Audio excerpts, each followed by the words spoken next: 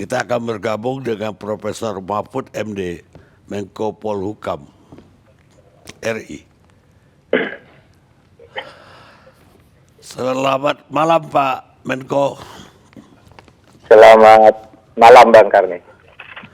Itu Pak, dari pengantar saya tadi memang kita menghadapi dilema. Walaupun sampai hari ini saya menganggap putusan pemerintah yang cukup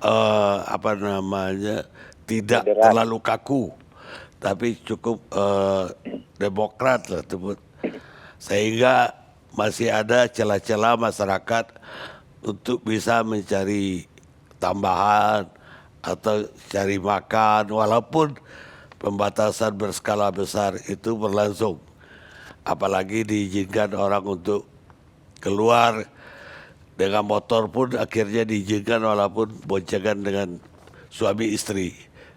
Artinya ojek online yang tidak boleh tapi boleh kalau suami istri.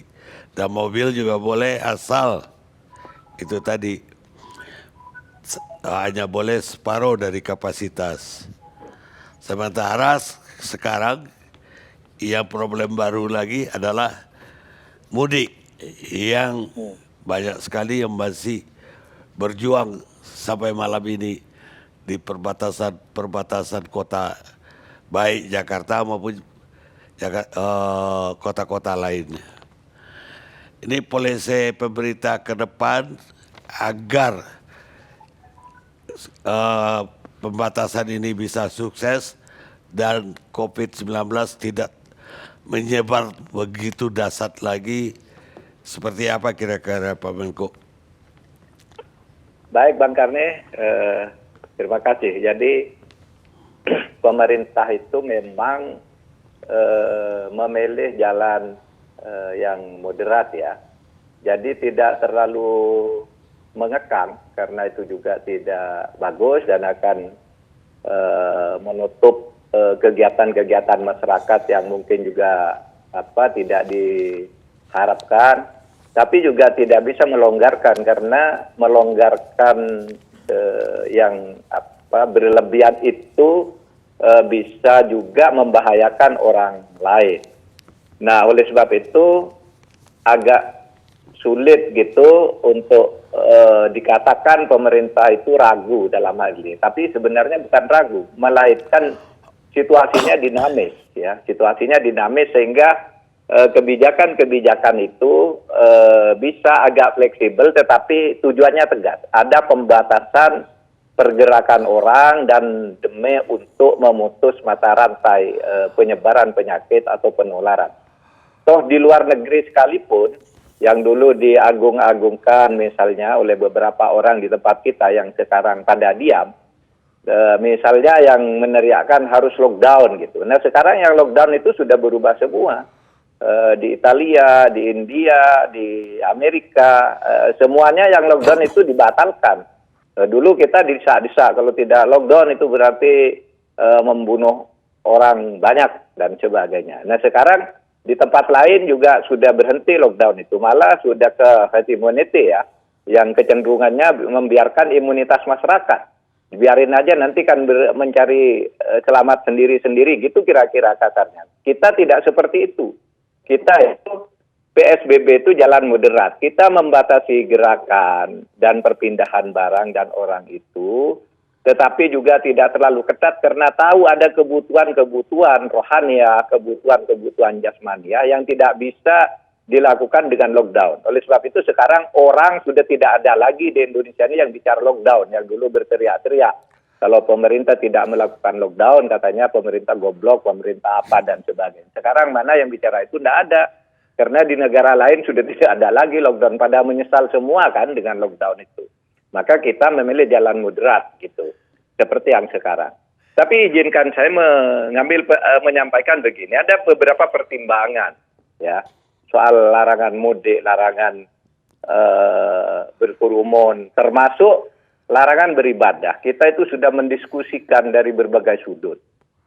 Satu dari sudut keagamaan tentu saja. Karena Indonesia negara berketuhanan yang Maha Esa, maka kita dari sudut keagamaan itu mempertimbangkan melarang orang berkumpul di masjid untuk sholat taraweh, untuk sholat Jumat, melarang orang mudik, melarang orang berbuka puasa bersama itu dari sudut agama boleh tidak gitu. Nah, kita di dalam sidang-sidang kabinet itu mendiskusikan itu dari sudut keagamaan juga, Bang Karni. Menteri Agama, kemudian para ahli agama juga didengar pendapatnya, sehingga pada akhirnya kita sampai pada kesimpulan bahwa kita harus melarang mudik, bahwa kita harus melarang orang berkumpul untuk beribadah, termasuk beribadah yang sifatnya sunnah. Bahkan yang wajib pun untuk menghindarkan mudarat, itu yang wajib pun bisa dihindarkan. Jadi begini, kita menganggap bahwa kegiatan beribadah itu adalah fikih, ya, ritual itu fikih. Dan fikih itu adalah produk ijtihad. Dan ijtihad itu bisa berubah-ubah dari waktu dan dari tempat serta dari situasi dan keadaan. Nah, itulah ijtihad. Nah, oleh sebab itu di zaman Nabi pun kan Nabi pernah melarang, ya, di dalam hadisnya itu bahwa orang itu tidak boleh masuk ke suatu daerah yang ada wabah, dan orang yang ada di dalam daerah yang berwabah itu dilarang keluar. Kan itu membatasi pergerakan gitu. Bahkan juga Nabi pernah menyatakan jangan ke masjid, sholatlah di rumah, shollu fi buyutikum gitu. Banyak itu hadisnya. Meskipun ada orang yang mengatakan lah apapun kalau Allah menghendaki itu akan terjadi pada kita.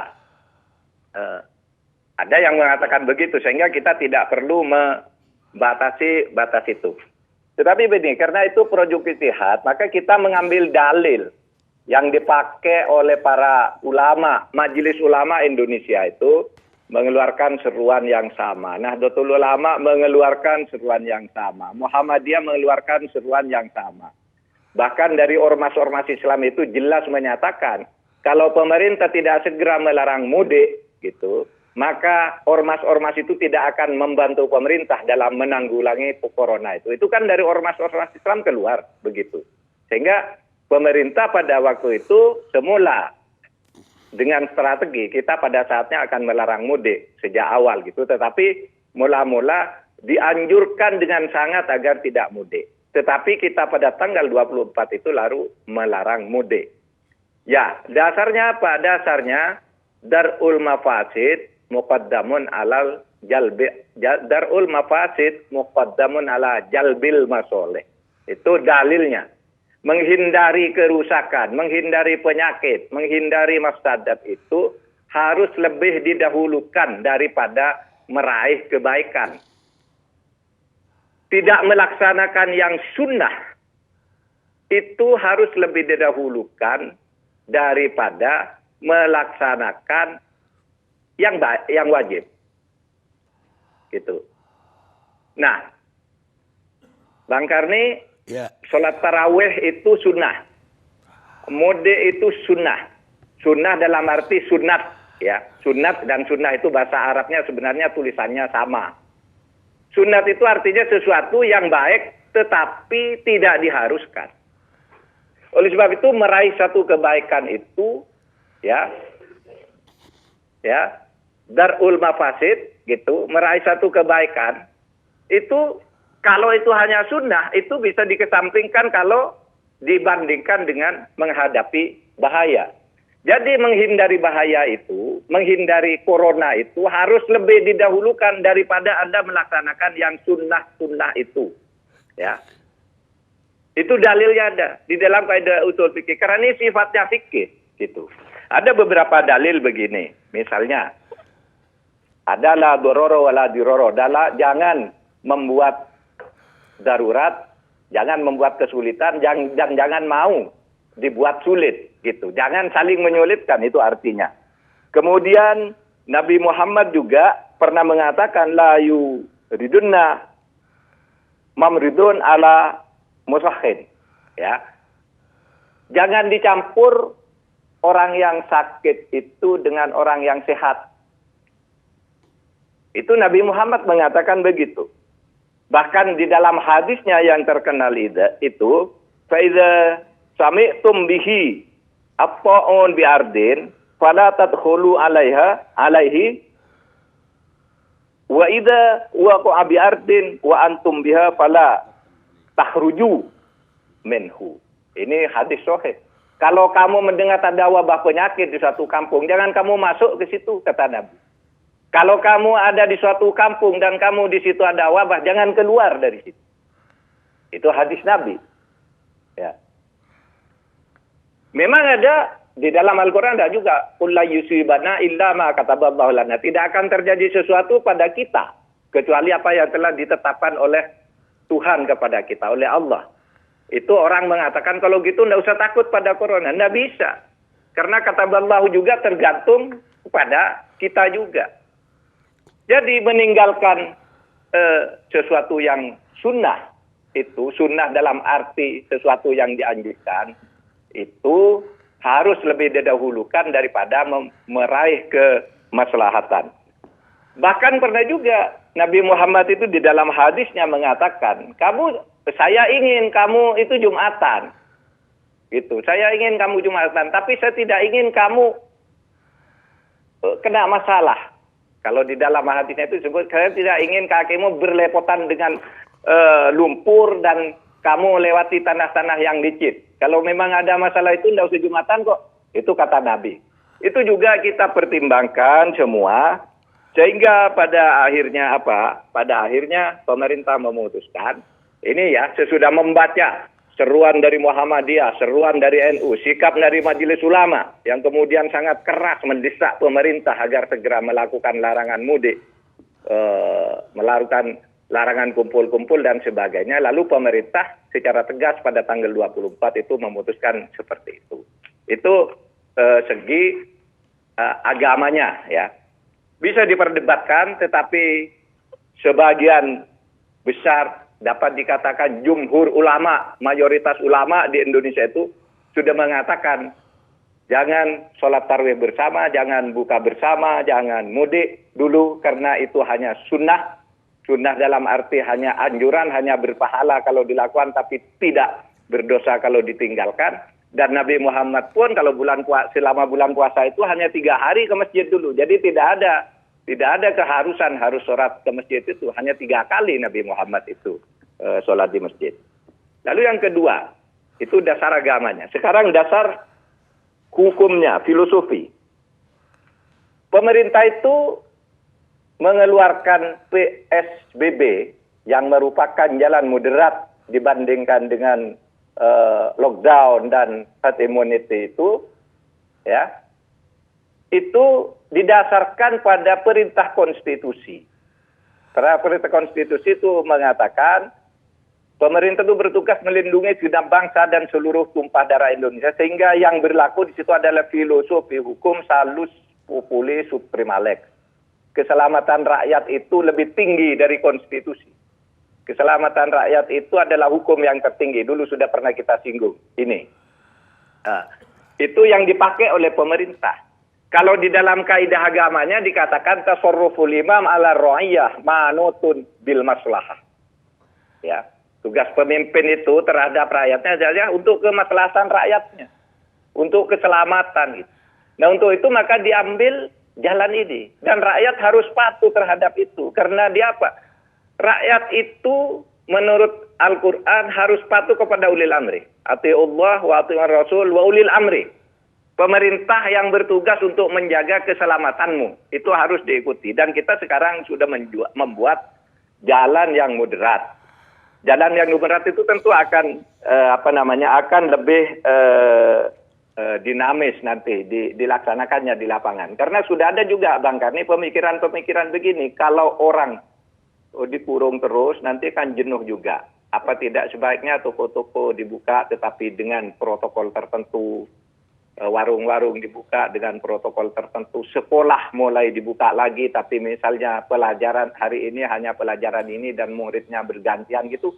Sudah mulai terpikir seperti itu karena kita tahu, kita pun jenuh kok, kita tahu bahwa jenuh. Tapi kita sedang menyiapkan protokol untuk itu.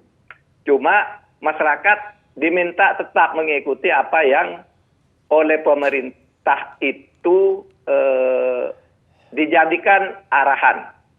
Sekarang harus begini, mungkin minggu depan akan begitu, minggu berikutnya akan begitu. Semuanya itu akan diatur dengan sebaik-baiknya, sesuai dengan kebutuhan kita. Nah sekarang soal penindakan hukum. Ada yang menyatakan bisa enggak orang itu dilarang mudik? Bisa enggak dilarang sholat tarawih bersama? Bisa enggak misalnya orang dilarang buka bersama? Orang mudik, orang tarawih bersama, orang buka bersama, itu tidak dilarang oleh hukum agama, malah dianjurkan. Tetapi juga orang nekat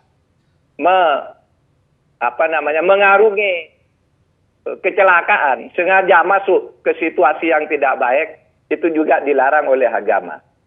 Dan oleh sebab itu maka negara tidak akan pernah menghukum orang karena mudik, karena tarawih bersama. Tetapi orang bisa dihukum menurut undang-undang kalau orang melawan petugas yang sedang melaksanakan tugas negara. Kalau polisi mengatakan, Anda jangan kumpul di situ, ini dilarang, ini berbahaya, lalu melawan perintah polisi itu, bisa dianggap atau bisa diberlakukan ketentuan hukum pidana yang berlaku di situ, bahwa barang siapa melawan petugas yang sedang melaksanakan tugasnya diancam dengan hukuman 1 tahun 6 bulan.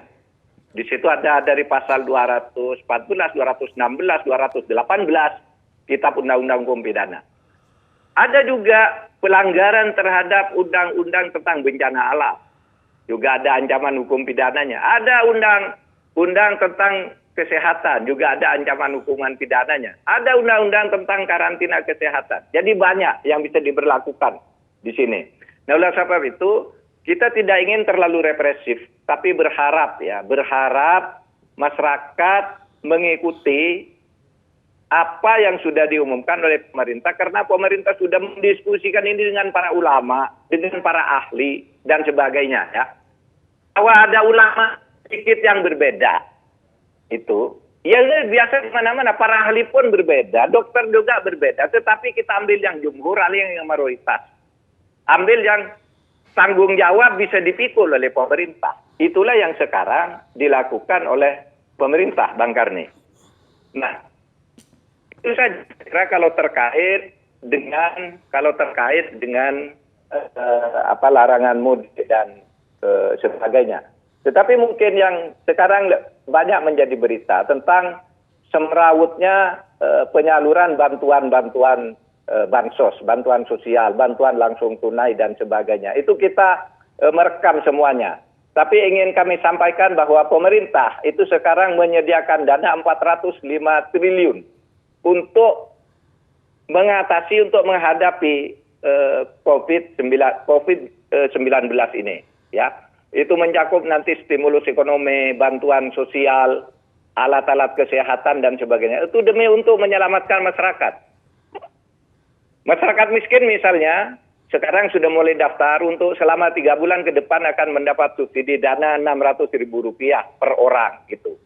Bahwa sekarang masih terjadi simpang siur, ini siapa yang miskin, siapa yang tidak dan sebagainya, itu masih dalam pendataan. Supaya diketahui bahwa pemerintah mengambil sikap bahwa data tentang orang-orang miskin itu ditentukan oleh kepala desa bersama tokoh masyarakat setempat. Dibuat bersama lalu diajukan ke pusat. Bukan dibuat oleh pemerintah secara sepihak. Karena ini kan ada pergunjingan. Pemerintah buat sendiri sehingga ada orang tidak miskin menjadi miskin. Orang yang seharusnya tidak dapat menjadi dapat. Yang seharusnya tidak dapat. Yang seharusnya dapat tidak dapat dan seterusnya. Nah itu semua nanti akan ada pertanggungjawabannya. Dan sekarang sedang semuanya ditangani. dan perintah Presiden tadi, sekarang yang terpenting cepat sampainya. Kalau ada situasi sekarang kok belum sampai sih, ya Presiden sudah memerintahkan tadi supaya yang penting cepat dulu, ketepatan nomor 2. Sekarang masyarakat sedang butuh ketepatannya nanti. Tetapi tetap semuanya harus berhati-hati. Yang penting masyarakat sekarang itu tertolong dengan itu semua. Termasuk kita juga sudah memikirkan, sudah mendiskusikan dengan masyarakat miskin kota. Masyarakat miskin kota itu siapa? Orang yang datang menggelandang di Jakarta, tidak punya KTP, tidak punya rumah, tidurnya di emper toko, dan sebagainya, dan sebagainya. Pekerja-pekerja yang harian itu, yang juga tidak punya identitas di Jakarta, ini semua sedang didata, akan diberi semua, gitu. Bahwa sekarang masih banyak yang belum, ya karena memang administrasinya gimana? Mereka datang ke Jakarta tidak pakai KTP, mereka datang mengelandang, tidak punya rumah dan sebagainya. Nah, ini semua sedang dicari, semuanya sedang didata, bahwa kemudian nanti mungkin di dalam kekisruhan, di dalam ketidakberesan ini mungkin ada yang tumpang tindih, itu sedikit banyak pasti terjadi. Tetapi itu kalau pemerintah sendiri sudah menyatakan dan sudah menggerakkan seluruh instrumen yang dimiliki agar semua yang berhak mendapat itu mendapat bantuan dari pemerintah dan harus mengikuti protokol kesehatan yang ditentukan oleh pemerintah. Itu Bang Karni dari saya, Bang Karni.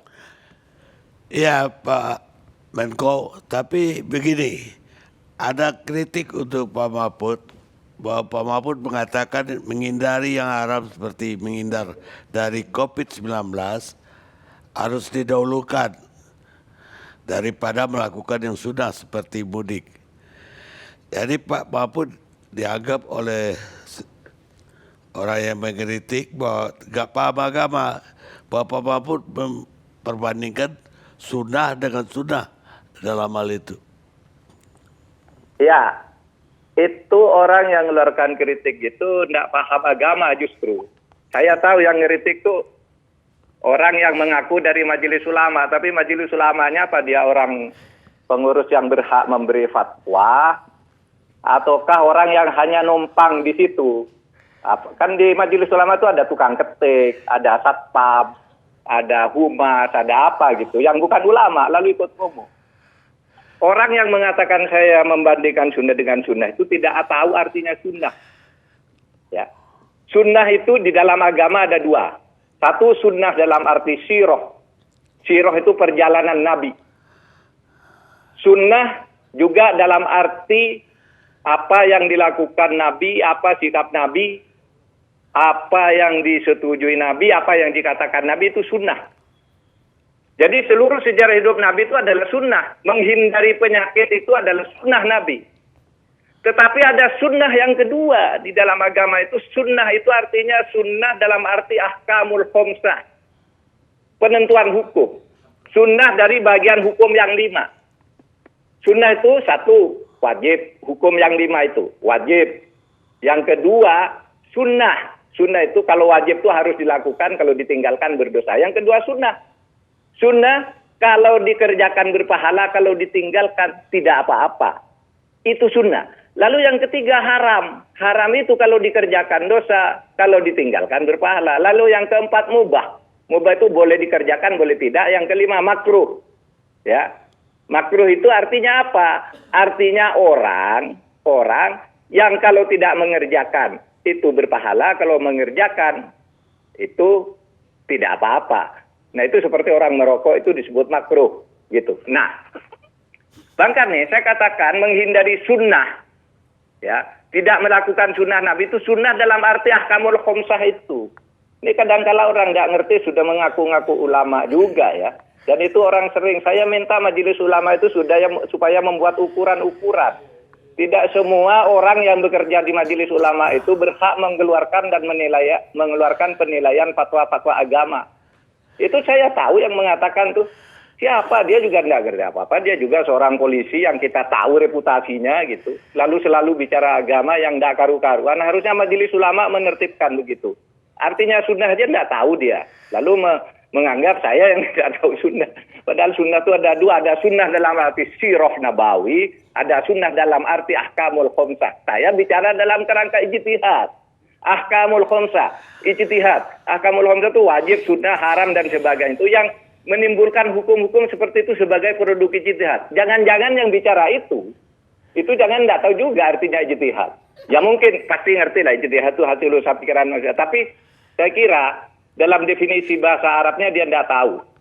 Sehingga dia berbicara begitu. Kalau saya tahu definisi bahasa Arabnya ijtihad itu istifragul husni fi naili hukmin syar'iyyin bi tariqil istinbat minal kitabi was sunnah.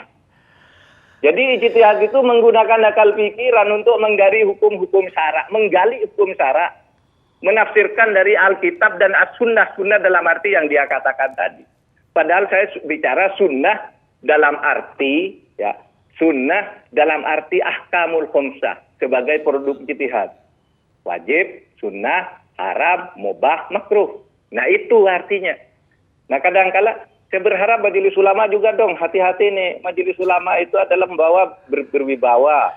Jangan sembarang orang karena bekerja di majelis ulama hanya satpam lalu ditulis pendapat majelis ulama gitu. Harus keluar fatwa.